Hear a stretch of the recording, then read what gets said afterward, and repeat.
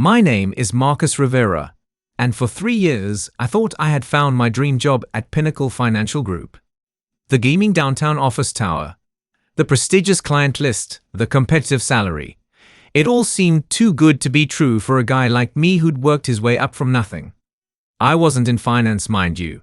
I was the head of building maintenance, responsible for keeping the 40-story tower running smoothly.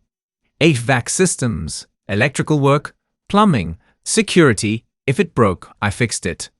The pay was excellent, the benefits were comprehensive, and most importantly, the work gave me purpose. I took pride in ensuring that thousands of employees could focus on their jobs without worrying about whether the lights would stay on or the elevators would work. My story begins on what seemed like an ordinary Tuesday morning. I was in the mechanical room on the 15th floor, performing routine maintenance on the air conditioning system, when I noticed something that would later become crucial to everything that followed. A small leak in the condensation line, barely visible, but enough to cause major damage if left unchecked. I immediately ordered the replacement parts and scheduled repairs for the following week. This attention to detail wasn't unusual for me. In my 8 years at Pinnacle, I'd prevented dozens of potential disasters through careful observation and proactive maintenance. The previous month, I'd caught a failing elevator cable before it snapped. 2 months before that, I'd identified a gas leak that could have evacuated the entire building. My team of 12 technicians respected me because I'd earned it the hard way. I started as a junior technician, worked nights and weekends to get my certifications, and gradually mastered every system in the building. When my predecessor retired, I was the obvious choice for promotion. We weren't just maintenance workers. We were the invisible guardians keeping 40 floors of commerce running smoothly. The executives barely noticed us, which was fine by me. We wore navy blue uniforms with Pinnacle maintenance embroidered on the chest, carried our tools with quiet efficiency, and took satisfaction in being the people who made everything else possible. But 3 months ago, everything changed when Pinnacle hired a new chief operating officer, Victoria Ashford. Victoria arrived like a hurricane in a designer suit. She had an MBA from Wharton, a resume packed with corporate restructuring projects, and an immediate mandate to optimize operational efficiency. At 42, she was impeccably dressed, spoke in crisp corporate language, and promised exciting changes and streamlined processes in her first company-wide email.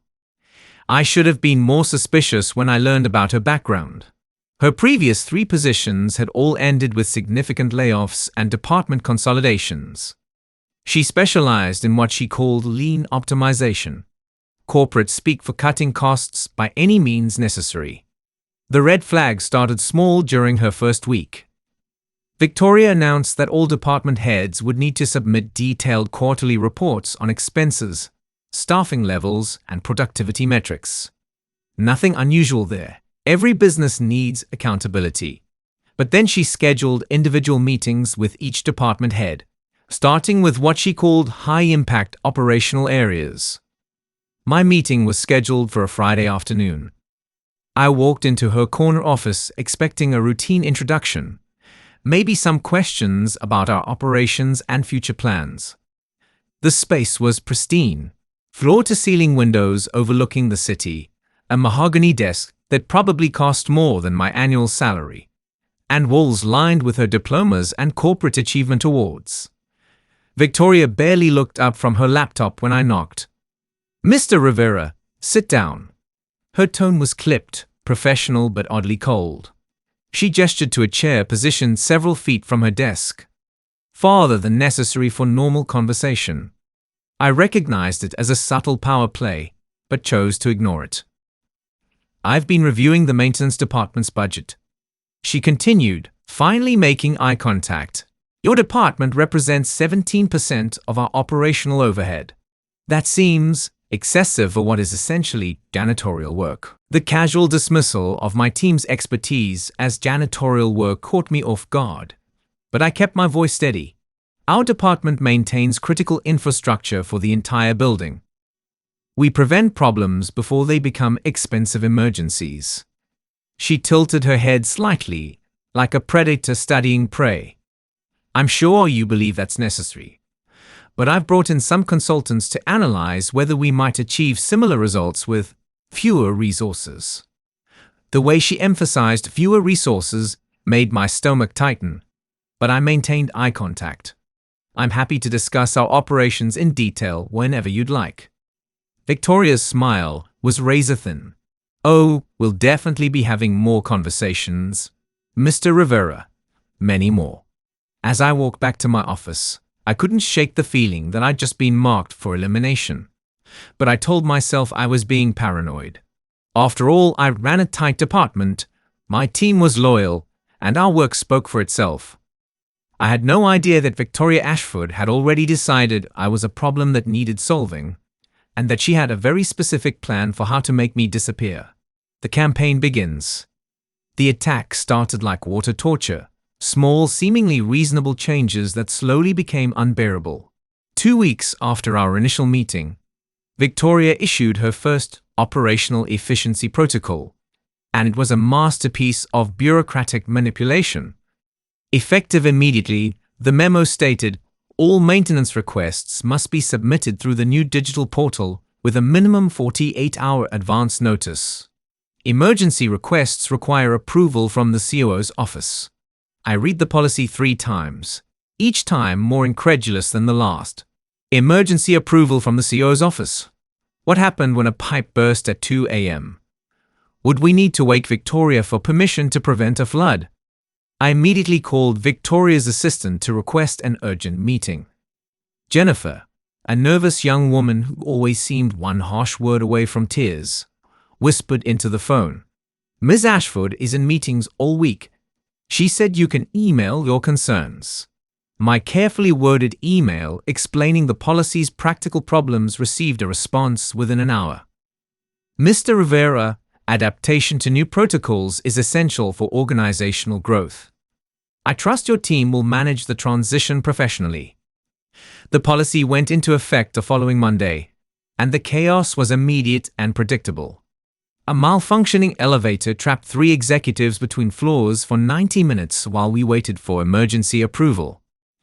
The air conditioning in the West Wing failed during a heat wave, and employees sweltered while Victoria's office reviewed our repair request.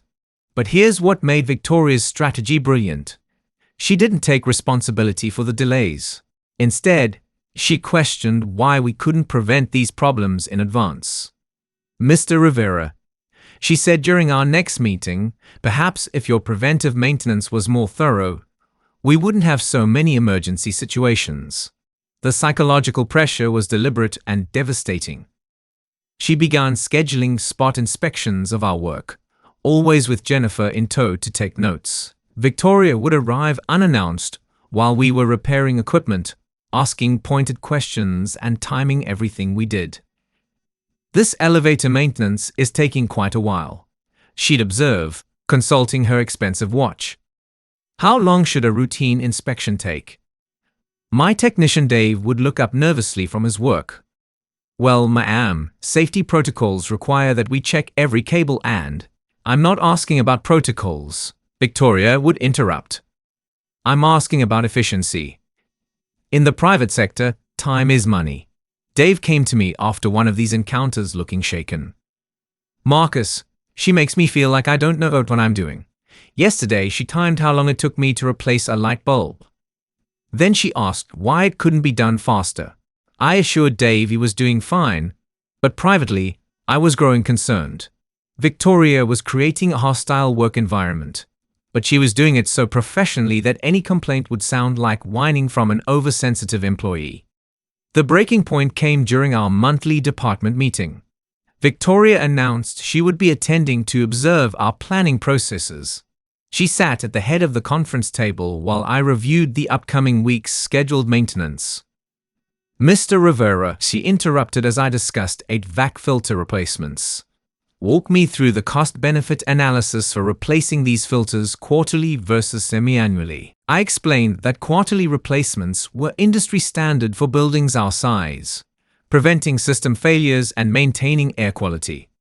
Victoria nodded thoughtfully, then delivered her trap. But have you actually quantified the performance difference? Do you have controlled studies showing quarterly replacements provide measurably better results than semi-annual? The question was brilliant in its impossibility. Of course, I didn't have controlled studies. That's not how building maintenance works. You follow established best practices to prevent problems, not run experiments with critical infrastructure. The industry standards exist for proven reasons. I began. I'm not interested in industry standards. Victoria cut me off. I'm interested in data-driven decisions. Perhaps it's time we started making evidence-based choices rather than following tradition. My team exchanged uncomfortable glances. After the meeting, Tom, my most experienced technician, pulled me aside. "She's setting us up to fail, isn't she?" he asked quietly. I wanted to reassure him, but I couldn't lie. "Just keep doing your job well," I told him. "Document everything we do." That night, I sat at my kitchen table staring at Victoria's latest email about optimization opportunities. My girlfriend Maria found me there at midnight, still in my work clothes, looking like I'd been hit by a truck. "You look terrible," she said, settling beside me with 2 cups of coffee. "I think I might lose my job," I admitted. Not because I'm bad at it, but because someone wants to prove a point about efficiency. Maria, who worked in human resources at another company, read over Victoria's emails with growing alarm. "Marcus, this isn't about efficiency. This is systematic harassment. She's building a paper trail to justify firing you." As I finally understood what was happening, I felt something shift inside me. Victoria thought she was dealing with just another middle-aged maintenance worker who would quietly accept whatever she dished out. She was about to discover how wrong she was. The pressure builds. By the 4th week of Victoria's optimization initiative, the psychological warfare had escalated from annoying to crushing. She implemented what she called performance monitoring, essentially surveillance of our daily activities disguised as efficiency tracking. Every repair request, every supply order, every minute spent on each task was now tracked in a system that felt more like prison management than workplace oversight. Victoria had installed tablet computers throughout the building where we had to log in and out of every job, creating a digital trail of our movements. But the real poison was how she weaponized the rest of the company against us. During the monthly all-hands meeting, Victoria presented a slideshow titled Operational Inefficiencies and Improvement Opportunities. The 3rd slide hit like a punch to the gut. "As you can see," she said, highlighting a graph, "maintenance costs have increased 23% over industry standards while productivity metrics show declining efficiency. This represents significant waste that could be redirected to employee benefits, technology upgrades, or performance bonuses." I watched as my colleagues in other departments turned to stare at me with barely concealed irritation. Victoria had just painted my team as the reason they weren't getting better perks. The manipulation was surgical and devastating. After the meeting, I was cornered by Linda from accounting. "Marcus, are you guys really that inefficient? Maybe you could cut back on some of the expensive equipment."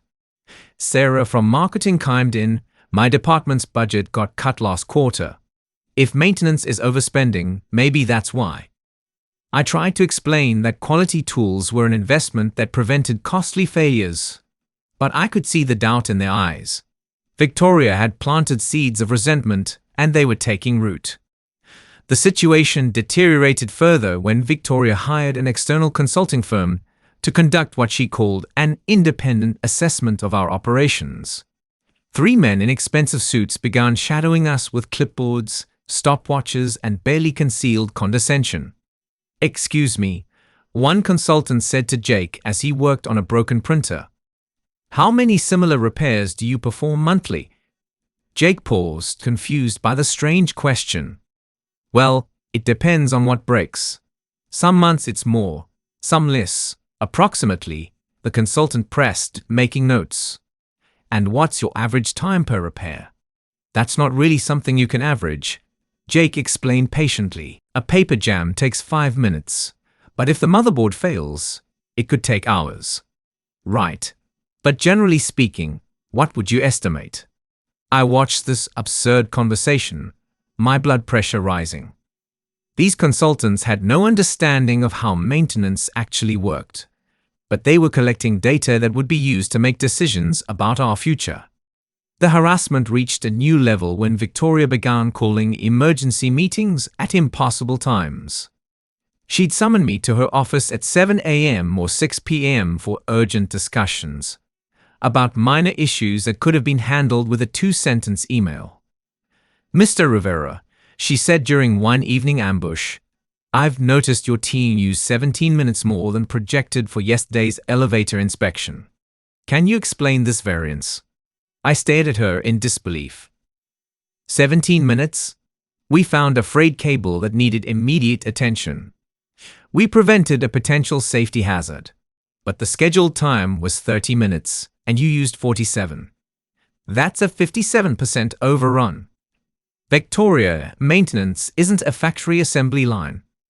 We can't predict every issue we'll discover during an inspection. She leaned back in her chair, studying me with cold calculation. "I understand you've been doing this work for many years, Marcus. Sometimes experience can make us resistant to innovation and efficiency improvements." The condescension was unmistakable. She was suggesting I was too old-fashioned, too stuck in outdated methods to adapt to modern business practices. That's when I realized this wasn't just about cost-cutting or efficiency.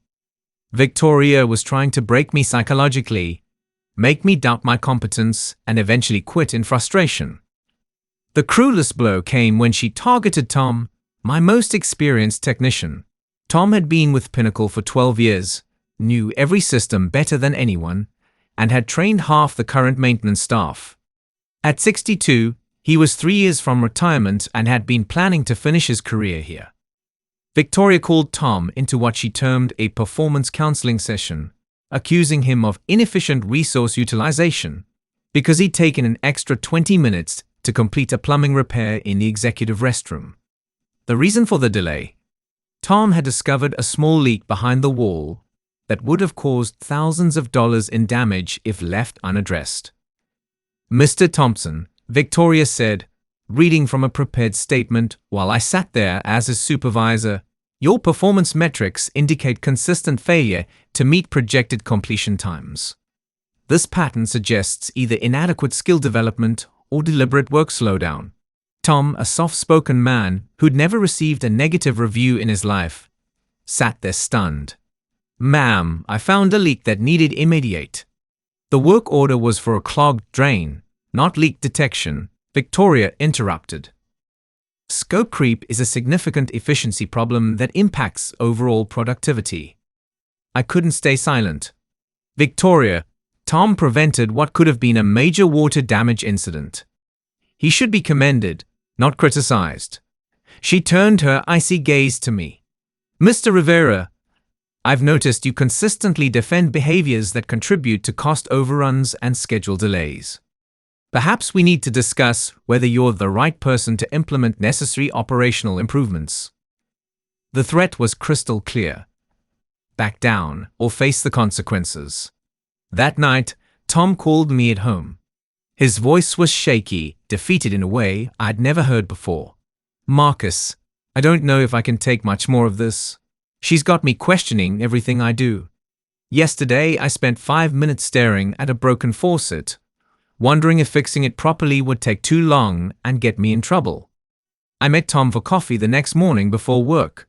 He looked like he'd aged 5 years in 5 weeks, dark circles under his eyes, shoulders slumped with exhaustion. "She's trying to force me out," he said quietly. "Make me quit so she doesn't have to fire me and deal with potential age discrimination issues. But I can't afford to lose my pension, Marcus. I need these last 3 years." As I sat across from this good man who dedicated his career to keeping our building running safely, I made a decision that would change everything. Victoria Ashford thought she was dealing with powerless maintenance workers who would quietly accept whatever abuse she dished out. She was about to learn that sometimes the people you underestimate are the most dangerous opponents of all. The final straw. Victoria's endgame revealed itself on a Tuesday morning that started like any other but ended with me questioning everything I thought I knew about corporate warfare and personal survival. I arrived at 6 a.m. as usual, reviewed the overnight maintenance logs, and was checking the building's environmental systems when my phone buzzed with an urgent text from Dave. Emergency in server room. Get here now. I rushed to the basement server room that housed Pinnacle's entire digital infrastructure. Millions of dollars worth of equipment that kept the company's trading systems, client databases, and communications running. What I found made my blood run cold. Water was dripping steadily from the ceiling onto server rack 7, which contained the primary trading platform. Dave was frantically placing buckets while Jake worked to identify the source of the leak above us. It's coming from the 19th floor executive washroom, Jake reported, his voice tight with urgency. Looks like a pipe burst behind the wall. Exactly where Tom found that small leak last month. The irony was devastating. Tom had identified this potential problem during his inefficient repair work, but Victoria's criticism had made him doubt himself. If we'd addressed it then, this emergency never would have happened. I immediately called Victoria's emergency line, knowing that her ridiculous approval protocol could cost us millions if the servers failed. Jennifer answered on the fourth ring, sounding harried. Ms. Ashford is in an important board meeting. She specifically said not to be disturbed unless the building is literally on fire. Jennifer, we have water leaking into the server room. This could shut down the entire trading floor and cost millions in lost revenue. We need immediate approval to cut power and access the 19th floor. I understand, but the new protocols require written approval for any emergency response that might disrupt executive operations. Are you kidding me? I interrupted. The protocols don't matter if we lose the entire computer system. I'm sorry, Mr. Rivera. I have to follow procedures. I'll leave her a message. But she was very clear about not being interrupted. I hung up and made the decision that would change everything. I couldn't wait for approval while Pinnacle's core systems were at risk. The servers were more important than Victoria's meeting schedule. Jake, cut the power to the affected server racks. Dave, help me isolate the water source. Tom, get upstairs and start emergency repairs on that pipe. We worked with desperate efficiency. Within 30 minutes, we had contained the leak and prevented any damage to the servers. I documented everything meticulously and sent a detailed report to Victoria, explaining the emergency situation and our immediate response. Her reply came 2 hours later, and it was like being hit by an avalanche. Mr. Rivera, report to my office immediately for disciplinary action. When I arrived, Victoria wasn't alone. Sitting beside her was Richard Hawthorne, Pinnacle's Chief Financial Officer, and Janet Mills from Human Resources. The setup screamed formal termination meeting. Marcus, Victoria began, her voice colder than I'd ever heard it.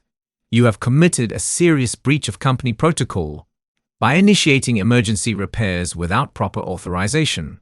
Victoria, the server room was flooding. Every minute we waited risked catastrophic system failure that could have shut down trading operations. That's not the point, she continued, consulting a thick folder on her desk.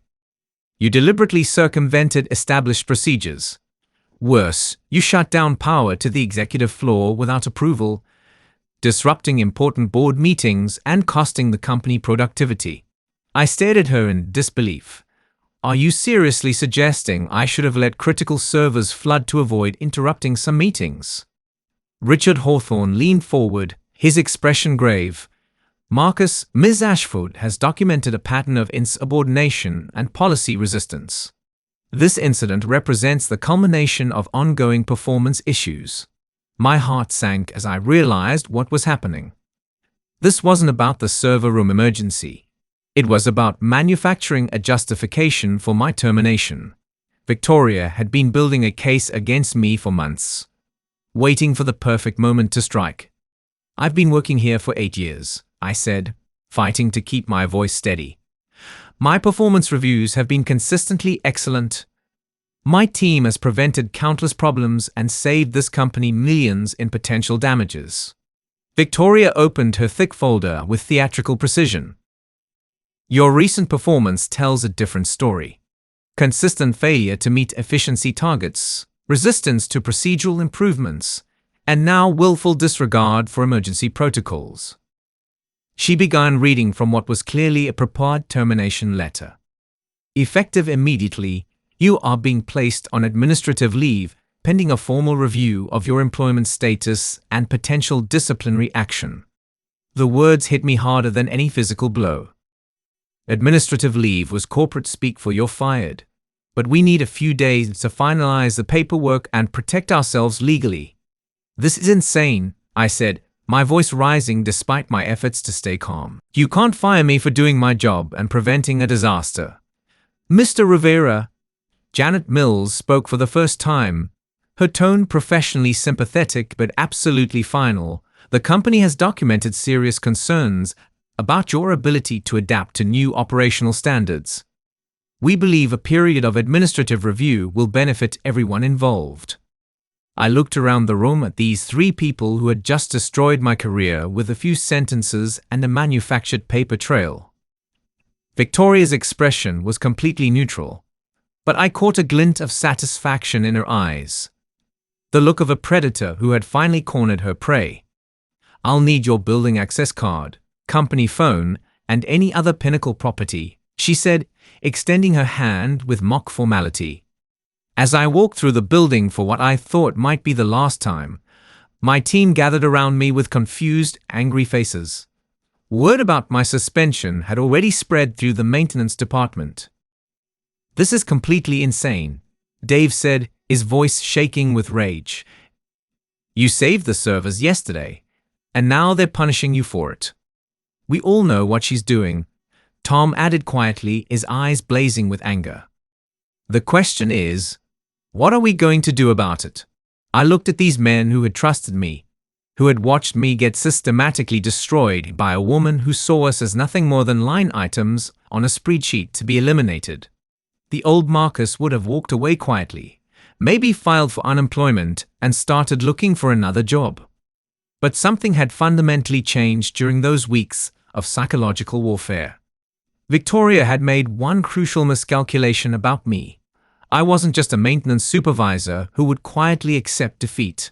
I was someone who understood how systems worked, how to find their weaknesses, and how to fix what was broken. I'm going to fight back, I told my team, my voice carrying a conviction that surprised even me. And when I'm done, Victoria Ashford is going to regret the day she decided to mess with us. I just hoped I wasn't making a promise I couldn't keep. Building the case.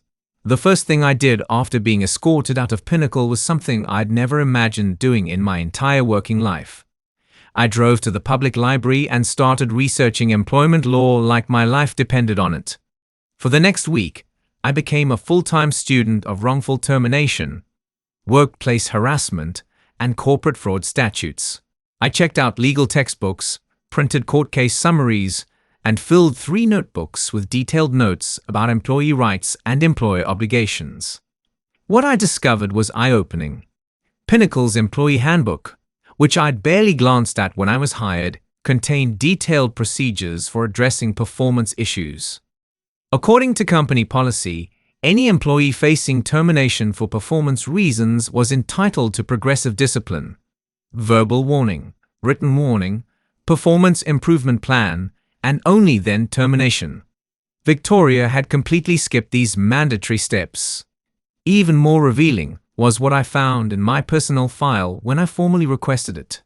8 years of exceeds expectations performance reviews, letters of commendation from department heads, and documentation of significant cost savings I'd achieved through preventive maintenance programs. Victoria's recent negative assessments looked completely out of place in this otherwise stellar record. But the real breakthrough came from an unexpected source. 3 days after my suspension, my phone rang with a call from Jennifer, Victoria's assistant. Her voice was shaky and nervous. Mr. Rivera? I need to talk to you about something important. Not about work exactly, but can we meet somewhere private? We met at a small coffee shop across town, far from Pinnacle's downtown location. Jennifer looked exhausted, with dark circles under her eyes and hands that trembled slightly as she held her coffee cup. "I haven't been sleeping," she said without preamble. "What she's doing to you, to your whole department, it's wrong, and I can't be part of it anymore." "What do you mean, Jennifer?" She glanced around nervously, then pulled out her phone with the caution of someone handling explosive material. "She made me document everything about you and your team. Every conversation, every meeting, every time someone was a minute late returning from lunch. She said it was for performance tracking. But now I understand what she was really doing." Jennifer showed me a folder on her phone labeled Rivera Performance Documentation. Inside were dozens of photos, timestamps, and detailed notes. Photos of me talking to my team during work hours, labeled excessive socializing. Timestamps showing when I left for lunch and returned, marked extended breaks. Notes about repair completion times, categorized as consistent inefficiency.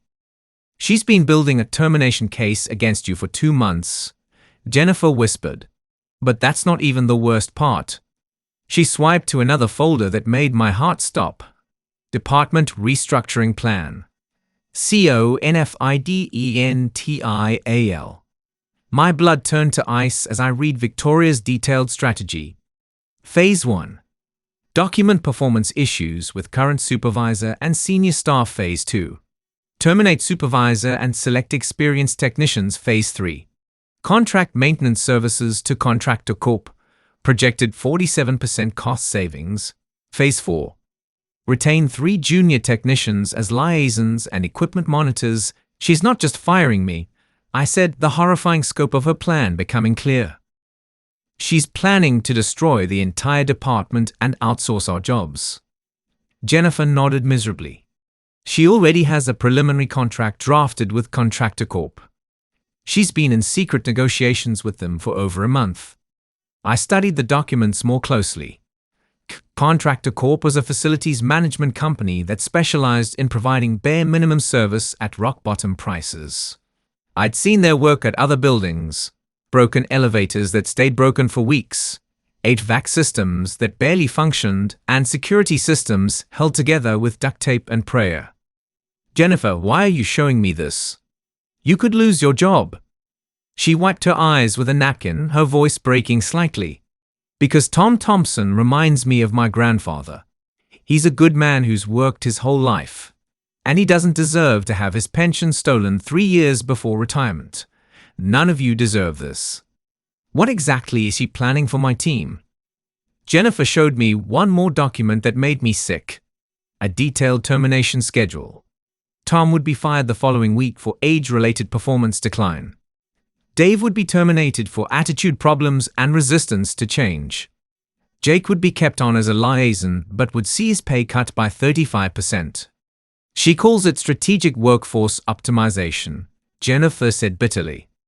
"She's going to destroy people's lives and probably get a huge bonus for improving operational efficiency." I sat back in my chair, processing this information with growing anger and determination. Victoria wasn't just a bad boss. She was systematically destroying my department to boost her own performance metrics and compensation package. "Jennifer, would you be willing to provide copies of these documents? Or testify about what you've witnessed?" Fear flickered across her face. "If she finds out I talked to you?" "She won't find out from me," I promised. "But I need evidence if I'm going to stop this before she destroys more lives." Jennifer hesitated for a long moment, then transferred the files to a flash drive and handed it to me like she was passing state secrets. "There's something else," she said quietly. "She's been having private meetings with Brandon Cole, Contractor Corp's CEO. They meet at expensive restaurants, always off-site. She charges these meals to her corporate expense account as vendor relations and strategic planning sessions." A thought occurred to me. "Jennifer, does Victoria have any personal connection to Contractor Corp? Previous employment, financial interest, anything like that?" "I don't know for sure, but..." She pulled up Victoria's calendar on her phone. She has recurring meetings marked BC, Strategic Planning. I always assumed it meant Budget Committee, but now I think BC stands for Brandon Cole. As I drove home with the flash drive containing Victoria's entire conspiracy, I realized I had stumbled onto something much bigger than wrongful termination. I potentially had evidence of kickbacks, conflicts of interest, and corporate fraud. Victoria had made one critical mistake in her campaign to destroy me. She'd assumed I was just a simple maintenance worker who wouldn't fight back intelligently or effectively. She was about to discover just how wrong that assumption was. The counterattack. Armed with Jennifer's explosive evidence and my crash course in employment law, I began assembling a case that would make Victoria's carefully constructed lies crumble like a house of cards. But I needed more than documents. I needed witnesses, additional evidence, and a strategy that would hit her from multiple angles simultaneously. My first call was to Miguel Santos, the head of building security. Miguel had worked at Pinnacle even longer than I had, and more importantly, he had access to something Victoria had probably forgotten about: the building's comprehensive digital security system. "Marcus," Miguel said when I reached him at home, "I heard about your suspension through the grapevine. That's complete garbage, man. Everyone knows you run the best maintenance operation in the city. Miguel, I need a favor. A big one that could put your job at risk." We met at his house that evening. While his wife made coffee, I explained everything I discovered about Victoria's plan to destroy our departments and outsource our jobs. "That explains a lot of weird stuff I've been noticing," Miguel said, shaking his head grimly. "She's been asking strange questions about the security cameras. Wanted to know if we could track employee movements, monitor how long people spend in certain areas, stuff like that. Did you give her access to that kind of surveillance?" "Hell no. That's employee monitoring without consent, and it's against company policy without HR approval and written employee notification." But she kept pushing, saying it was for operational efficiency and productivity optimization. Miguel paused, then looked at me with growing interest. "Marcus, I've actually been keeping informal notes on her activities since she started. Something about her felt off from day one. You want to know what I found?" He led me to his home office and opened the laptop. "I've been documenting her comings and goings. Not officially, it's personal observations for my own reference." Miguel showed me a detailed spreadsheet tracking Victoria's daily activities. She regularly left the office for 2-hour lunch meetings that weren't on her official calendar. She often returned from these meetings carrying expensive shopping bags, despite claiming the outings were business-related. "Here's the really interesting part," Miguel continued, opening another file. "I cross-referenced her unofficial departures with the corporate expense reports that get processed through accounting. She's been billing these shopping excursions as client meetings and vendor consultations. That's straight-up expense fraud," I said, my pulse quickening. "It gets better. Remember how she's always talking about data-driven decisions and evidence-based management? Well, I did some research on this contractor corp company she's so interested in." Miguel opened a new browser window.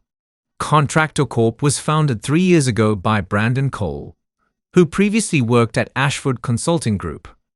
Guess who else worked at Ashford Consulting before joining Pinnacle? Victoria, I breathed. Exactly. They overlapped at Ashford for 18 months. She's not just favoring Contractor Corp for business reasons, she has a personal and possibly financial relationship with the owner. The conspiracy was becoming clearer, but I needed more evidence to make it bulletproof. "Miguel, would you be willing to testify about what you've observed? Or provide documentation?" "Absolutely.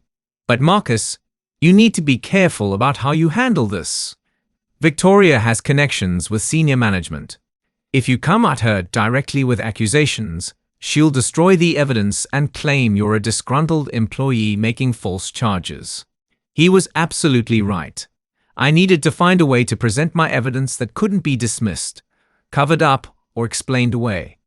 The next day, I had lunch with Carlos Martinez, an old friend who worked as an investigative journalist for the local business newspaper. Carlos had been trying to get me to do a feature story about building maintenance for years. The unsung heroes who keep commerce running, he called it. Carlos, I've got a story for you. But it's not about maintenance. It's about corporate corruption, employee abuse, and fraud at one of the city's most prestigious financial firms. I showed him everything. Jennifer's documents, Miguel's surveillance data, the timeline of Victoria's fraudulent expense reports, and the connection to Contractor Corp. Carlos's eyes grew wider as he reviewed each piece of evidence. Marcus, this is huge, he said, leaning back in his chair. If she's awarding contracts based on personal relationships while defrauding the company and systematically targeting employees for termination, this could bring down Pinnacle's entire executive team. What do I need to make this case absolutely bulletproof? Carlos thought for a moment. We need more sources inside the company. Can you connect me with other employees who've been affected by her policies? Over the next week, I quietly reached out to people throughout Pinnacle, and what I discovered was shocking. Victoria's systematic harassment campaign wasn't limited to my department. She had targeted several long-term employees across multiple divisions, always using the same ruthless playbook. Linda from accounting told me how Victoria had questioned every expense report she processed, demanding detailed justification for routine office supplies and creating an atmosphere of constant scrutiny. Robert Chen, a senior systems analyst with 15 years at Pinnacle, revealed that Victoria had tried to force him out by claiming his programming methods were outdated, despite his flawless performance record. She offered me a severance package if I'd quit voluntarily, Robert told me. When I refused, she started documenting every minute I spent away from my desk, building a case to terminate me just like she did to you. Most disturbing was my conversation with Maria Santos from HR, who revealed that Victoria had pressured her to find performance-based justifications to terminate several employees nearing retirement age. She specifically told me to focus on workers over 58, Maria said quietly. She said older employees were resistant to change and less adaptable to efficiency improvements. I refused to participate, and now she's been excluding me from important retriests, continue edit meetings, and questioning my department's value. I realized Victoria wasn't just targeting my department. She was systematically purging experienced employees across the entire company, probably to make room for cheaper replacements and boost her cost reduction numbers. Carlos helped me organize all this information into a comprehensive dossier that painted a devastating picture of corporate corruption, wrongful termination, and systematic age discrimination, expense fraud totaling potentially hundreds of thousands of dollars, conflicts of interest in contract negotiations with Contractor Corp, deliberate harassment of long-term employees across multiple departments, multiple violations of labor laws and company policies. Marcus, Carlos said as we finished compiling the evidence, you've got enough here to destroy her career and possibly send her to prison. The question is, how do you want to deploy this information? I thought about Tom, about Dave and Jake, about all the dedicated employees Victoria was planning to sacrifice for her own advancement. I thought about the years I'd spent building something I was proud of, only to watch it get torn down by someone who saw workers as nothing more than expenses to be eliminated. I want maximum impact, I told Carlos. Complete exposure, total accountability. She tried to destroy my life and the lives of good people. Let's see how she handles having her corruption examined under a microscope. Carlos grinned with the enthusiasm of a journalist who'd just been handed the story of a lifetime. I was hoping you'd say that. Let's take this conspiracy apart piece by piece. But even as we planned our counterattack, I knew Victoria wouldn't go down without a fight. She had connections, resources, and a ruthless willingness to destroy anyone who threatened her. The real war was just beginning. The reckoning. Carlos and I orchestrated our attack with the precision of a military operation. We knew we'd only get one chance to expose Victoria before she could destroy evidence or spin the narrative in her favor. Everything had to happen simultaneously, creating a firestorm she couldn't contain or control. Phase 1 launched at exactly 8 a.m. on a Tuesday morning with Carlos's bombshell article going live on the Business Journal's website. Pinnacle financial executive under investigation for fraud and employee abuse. The story detailed Victoria's expense fraud, her undisclosed relationship with Contractor Corp, and the systematic targeting of long-term employees across multiple departments. I had spent the previous evening personally delivering printed copies of the article to every major client of Pinnacle Financial, accompanied by a professional cover letter explaining how Victoria's reckless cost-cutting measures were compromising building safety and potentially putting their investments at risk. Phase 2 struck an hour later when I walked into the offices of Brennan, Walsh & Associates, employment attorneys who specialized in wrongful termination and workplace discrimination cases. I'd retained them the previous week and provided all my evidence. They simultaneously filed a comprehensive lawsuit against Pinnacle Financial, naming Victoria personally for harassment, age discrimination, and conspiracy to defraud the company.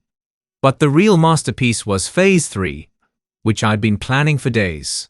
Jennifer had continued documenting Victoria's activities even after our coffee shop meeting, and she discovered something explosive. Victoria had been presenting falsified reports to Pinnacle's board of directors, claiming massive cost savings and efficiency improvements that simply didn't exist. Jennifer had secretly recorded one of these board presentations on her phone.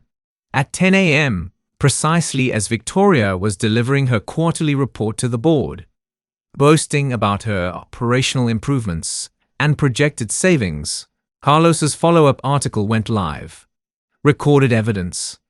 Pinnacle COO made false claims to board of directors. The article included audio clips of Victoria's presentation, compared side by side with the actual performance data that proved her claims were completely fabricated. She had lied about maintenance efficiency, inflated cost savings projections, and misrepresented employee productivity metrics. By noon, the financial news networks had picked up the story. Pinnacle's stock price dropped 15% as investors panicked about potential fraud investigations and regulatory scrutiny. I was sitting in my apartment, watching the drama unfold on the business news channel, when my phone rang. It was Richard Hawthorne, the CFO who had participated in my termination meeting. "Marcus," his voice was tight with barely controlled panic, "we need to talk immediately. The board of directors wants to meet with you this afternoon." "I'm on administrative leave, remember?" I replied calmly. "I was told I'm not supposed to be involved in company business pending your review of my employment status." "Marcus, please. We're trying to contain this situation. Victoria's actions don't represent the company's values or standards." "That's interesting," I said, letting sarcasm creep into my voice. "Because when I tried to explain that Victoria was systematically destroying our department and harassing good employees, you sat there and let her do it. Now that it's costing you money and embarrassing the company publicly, suddenly you care about ethics and proper treatment of workers. What do you want?" Richard asked bluntly, cutting through the corporate diplomacy.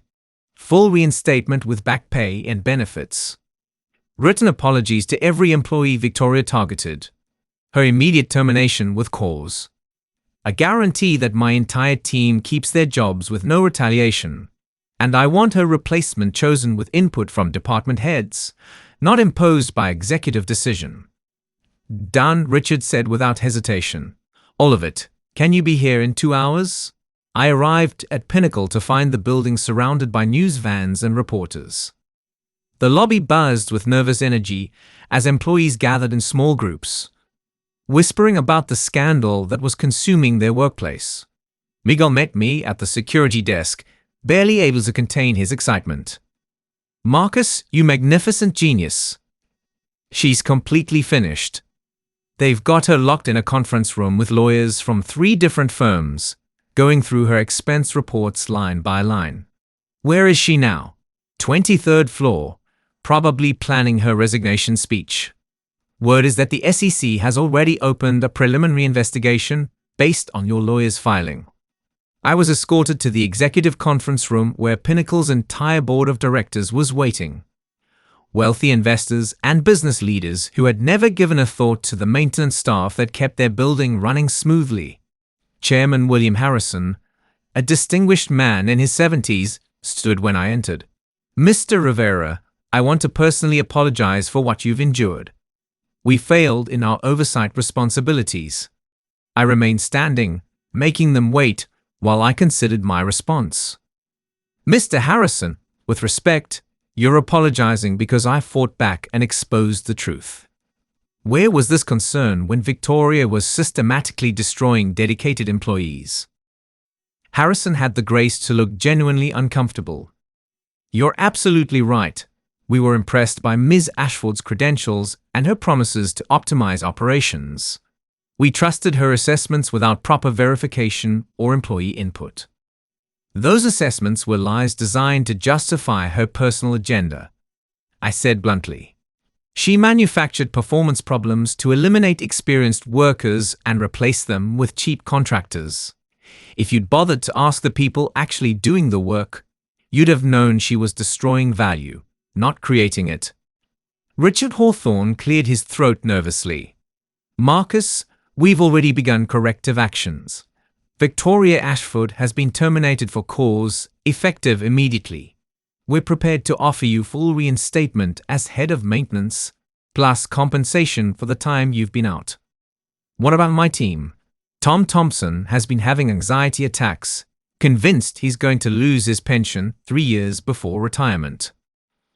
"All disciplinary actions have been reversed," Harrison assured me. "No one in your department will face any retaliation.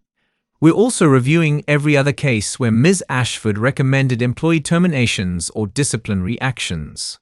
I pulled out a folder I prepared containing my formal demands.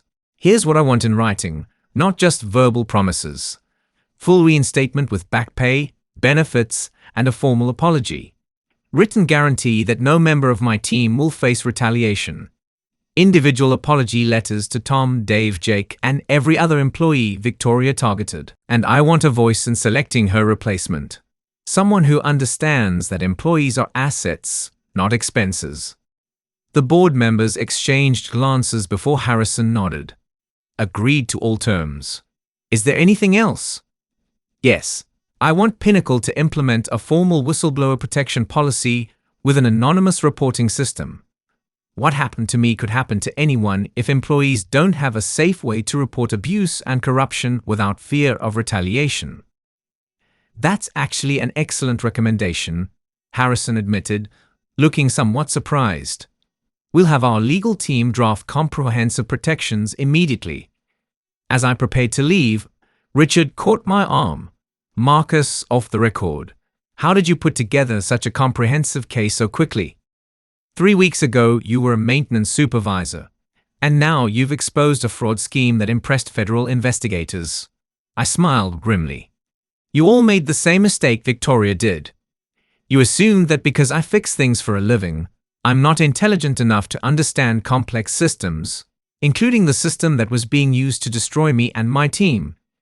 You forgot that good maintenance isn't just about tools and equipment. It's about paying attention to details, understanding how things really work, and knowing how to solve problems systematically."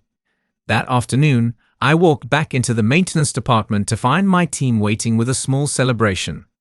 Tom had brought donuts, Dave had coffee brewing, and Jake had printed out both of Carlos's articles and taped them prominently to the bulletin board. "Boss," Tom said, his voice thick with emotion and relief, "we never doubted you'd find a way to beat her. But how did you know she'd made all those mistakes?" "We beat her together," I corrected. "Jennifer provided the evidence, Miguel documented her fraud, Carlos made sure the truth got published, and all of you supported each other when she tried to divide us. She lost because she underestimated what we're capable of when we work together and refused to be intimidated." But the sweetest victory came later that afternoon when Jennifer knocked on my office door. She looked completely different, shoulders straight, head held high, confidence radiating from her posture. "Mr. Rivera, I wanted to thank you," she said. "When I decided to help you, I thought I might lose my job. Instead, I'm being promoted to executive assistant to the interim COO, and they're asking me to help design the new employee protection policies. You earned that promotion through courage, Jennifer. What you did took real strength. She hesitated at the door. They're saying Victoria might face criminal charges for the expense fraud and the SEC violations. I know I should feel bad about destroying someone's career, but she made her own choices. I finished. Just like we made ours. She chose corruption and abuse. We chose to fight back with truth and evidence. As the sun set over the city that evening, I stood at the window of my basement office, looking up at the building I'd helped keep running for 8 years. Tomorrow would bring new challenges, equipment to maintain, problems to solve. But tonight, I allowed myself a moment of deep satisfaction. Victoria Ashford had tried to destroy me because she saw me as weak, disposable, beneath her notice. She learned too late that the people who keep the infrastructure running, the maintenance workers, security guards, assistants, and technicians, we see everything, understand systems better than anyone, and know how to fix what's broken. And when we decide to fight back, we don't just repair the damage. We rebuild everything better than it was before. Justice served. 8 months later, I was sitting in the same coffee shop where Jennifer had first shown me Victoria's secret files, reading Carlos's latest article over my morning coffee. The headline brought a satisfied smile to my face. Former Pinnacle COO sentenced to 24 months in federal prison for fraud and corruption. Victoria's downfall had been swift and comprehensive. The FBI investigation that followed our initial exposure revealed that her expense fraud totaled over $340,000. Luxury dinners, designer clothes, spa treatments, and business trips to exclusive resorts, all charged to Pinnacle while she was actually meeting with Brandon Cole to plan their contract scheme. But expense fraud was just the tip of the iceberg. Federal investigators discovered that Victoria had been receiving substantial kickbacks from Contractor Corp in exchange for steering them business. The promised 47% cost savings she'd pitched to the board would have come at the expense of building safety and dozens of jobs, while secretly funneling money to a company that was paying her consulting fees through a shell corporation. The age discrimination lawsuit that my legal team filed became a class action when 12 other employees came forward with evidence of Victoria's systematic targeting of older workers. Pinnacle settled for $4.7 million rather than face a protracted court battle that would have exposed even more damaging information. Brandon Cole, Victoria's partner in the Contractor Corp scheme, received 30 months in prison and was ordered to pay $750,000 in restitution. His company collapsed within weeks of the scandal breaking, taking down several other executives who had participated in similar kickback arrangements with other companies. But for me, the real victory wasn't Victoria's prison sentence. It was the transformation that occurred at Pinnacle Financial in the aftermath of her exposure. True to his word, Chairman Harrison had implemented sweeping changes. The whistleblower protection policy I'd suggested became a model that other companies started adopting. More importantly, Pinnacle created an employee advisory council with representatives from every department, giving workers a direct voice in operational decisions that affected them. The cultural shift was remarkable. Tom Thompson, energized by our victory, decided to delay his retirement and take on training responsibilities for new technicians. After what we went through, he told me, "I want to make sure the institutional knowledge gets passed down properly to people who will protect it." Dave was promoted to assistant supervisor and enrolled in management classes that Pinnacle now paid for as part of their expanded employee development program. Jake discovered a talent for systems analysis and was working toward an engineering degree with company support. Jennifer had become one of Pinnacle's youngest department directors when she was promoted to head the new Employee Relations Division, a position created specifically to prevent another Victoria Ashford situation. Her first initiative was implementing quarterly listening sessions, where employees could raise concerns directly with senior management. Miguel Santos parlayed his investigative skills into a position with the State Attorney General's office, where he specialized in white-collar crime investigations. You taught me that paying attention to details and documenting everything can bring down criminals, he told me. I want to use those skills to help other workers who are being abused. But perhaps the most satisfying change was in the company's approach to maintenance and facilities management. The new COO, Maria Rodriguez, was a former operations manager who understood that infrastructure workers were essential to business success, not expenses to be minimized. On the first anniversary of my suspension, Chairman Harrison made an unprecedented visit to the maintenance department. He toured our facilities, met with each team member individually, and asked detailed questions about our operations and needs. "Marcus," he said afterward, "I have a confession. When we hired Victoria, we were impressed by her corporate credentials and her promises to streamline operations. We never consulted with the people actually doing the work. We assumed that knowing how to make presentations was the same as understanding operations. Most executives make that mistake," I replied. "They think management is about controlling from above rather than supporting from within." Harrison nodded thoughtfully. "You taught us that the people closest to the work often understand it better than those managing from boardrooms.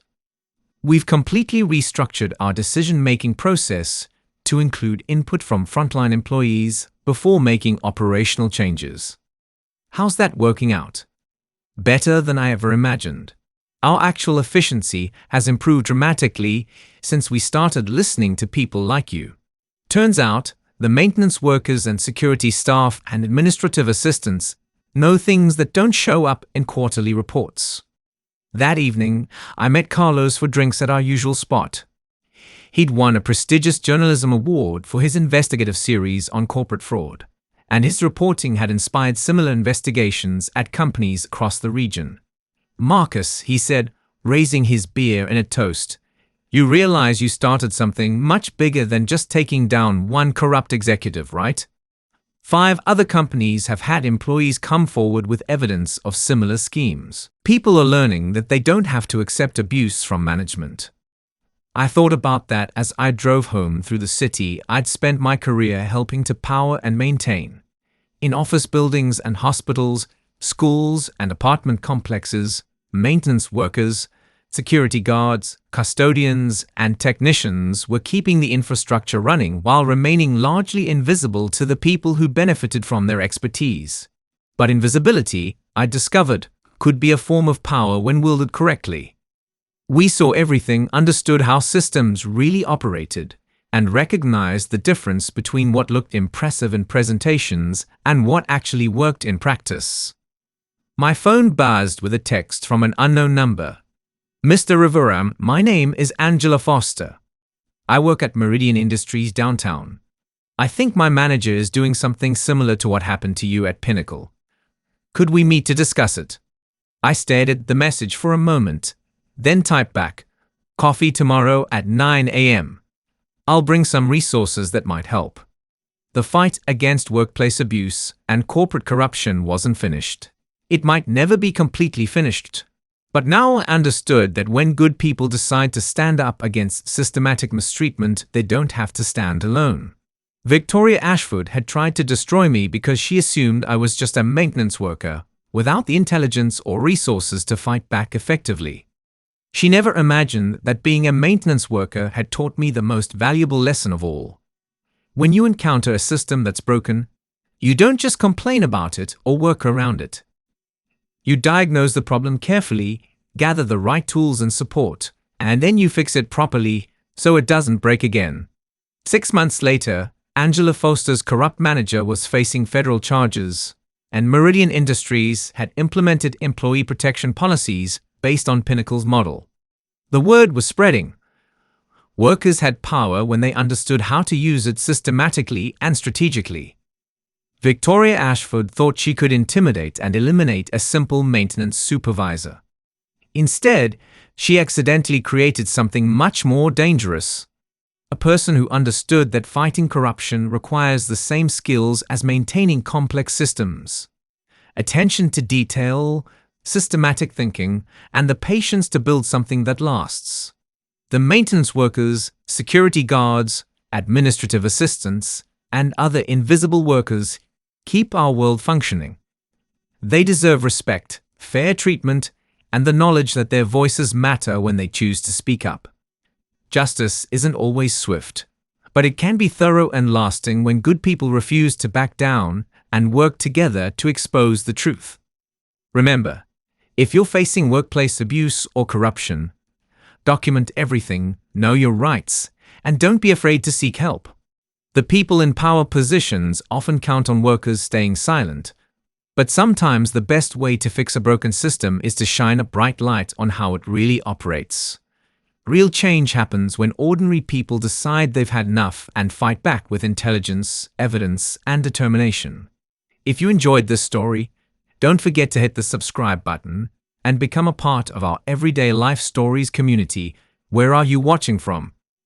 Drop a comment below. We love hearing from our amazing viewers around the world.